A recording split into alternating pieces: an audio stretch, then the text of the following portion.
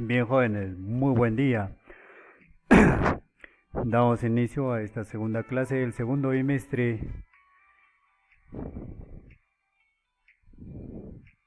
con el tema sistemática.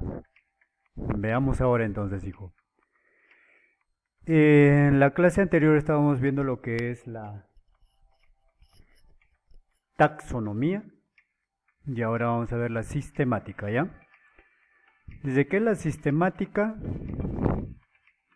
es la ciencia de la diversidad, es decir, la organización del conjunto total del conocimiento sobre los organismos.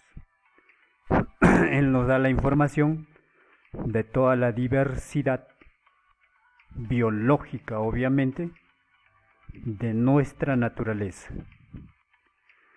Para ello hace uso de muchas herramientas, una de ellas es la filogenia, la cual habíamos dicho que la filogenia es la ciencia que estudia las relaciones evolutivas entre las distintas especies, donde tuvo que ver mucho el señor Charles Darwin, ¿no? Con el origen de las especies.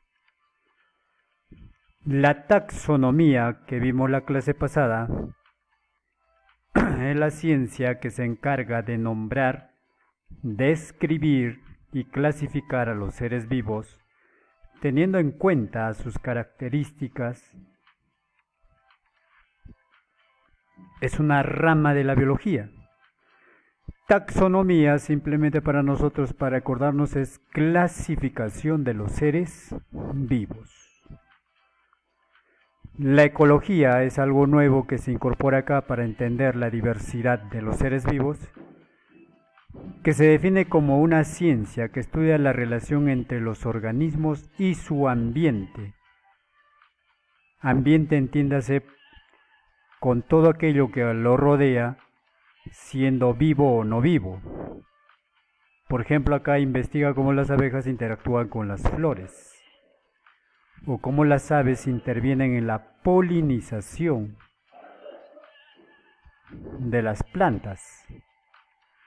Y la paleontología, que siempre decimos es el estudio de los restos fósiles, pero viendo acá es la ciencia natural que estudia e interpreta el pasado de la vida sobre la Tierra a través de los fósiles. Entonces la sistemática hace uso de estas cuatro herramientas: filogenia, taxonomía, ecología y paleontología. ¿Correcto? Muy bien. Escuelas. Existen 3 escuelas de la sistemática, las cuales obviamente cada uno toma la opción según lo que está buscando, ¿no? Por ejemplo, la primera escuela es la evolucionista, se basa en el uso de 4 criterios principales para clasificar y organizar la vida, dice: las diferencias morfológicas, los nichos adaptativos, la riqueza de las especies y la monofilia mínima. Términos que iremos entendiendo más adelante, pero que el punto de la evolución enmarca esta escuela sistemática es algo que nos quiere decir esta escuela. La fenética o numérica, considerando que establecer la historia real y objetiva de la evolución de la vida es imposible, propone más bien establecer categorías estables y prácticas para clasificarla. Para ello emplea la matemática y fenogramas.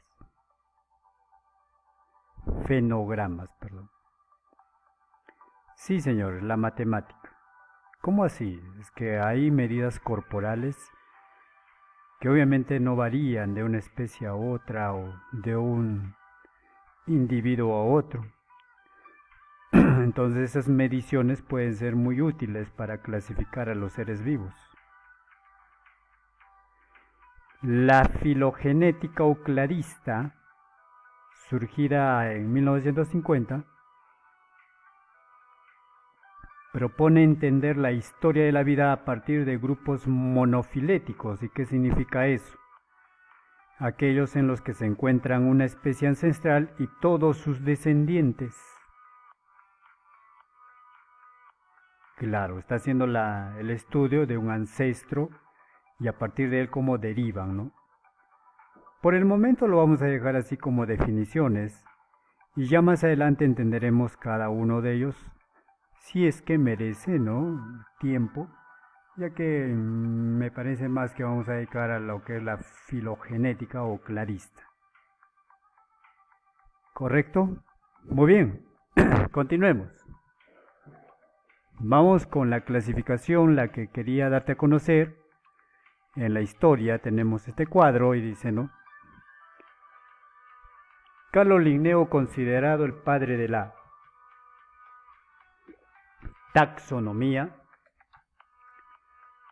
propone dos reinos, ¿no? El conocido vegetal y el conocido animal y todo lo demás entendido así como lo mineral.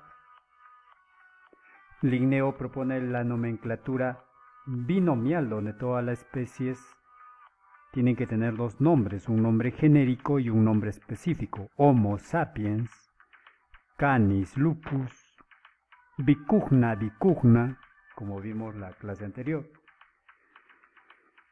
Luego viene Ernest Haeckel, propone tres reinos: Plantae Animalia y el reino protista, ¿no? Tratando de poner acá organismos pequeños que no encajen en otros reinos,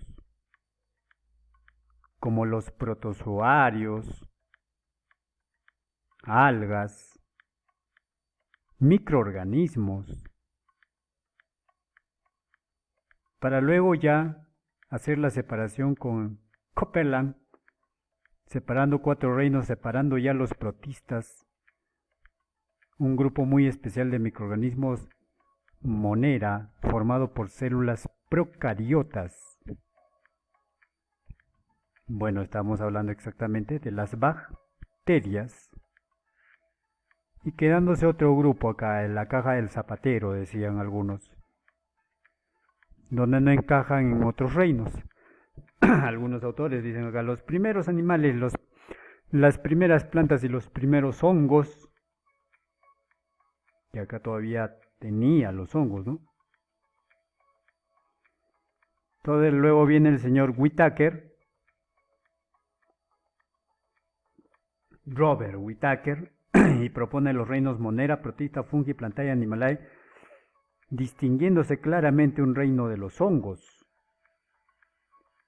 y quedándose acá un reino protista con los primeros animales, primeras plantas, primeros hongos, que vendrían a ser primeros animales, protozoarios, primeras plantas, algas, primeros hongos, mohos, mucilaginosos. Y acá netamente las bacterias, ¿no? Para luego venir Carl Goese y propone los dominios, ¿no?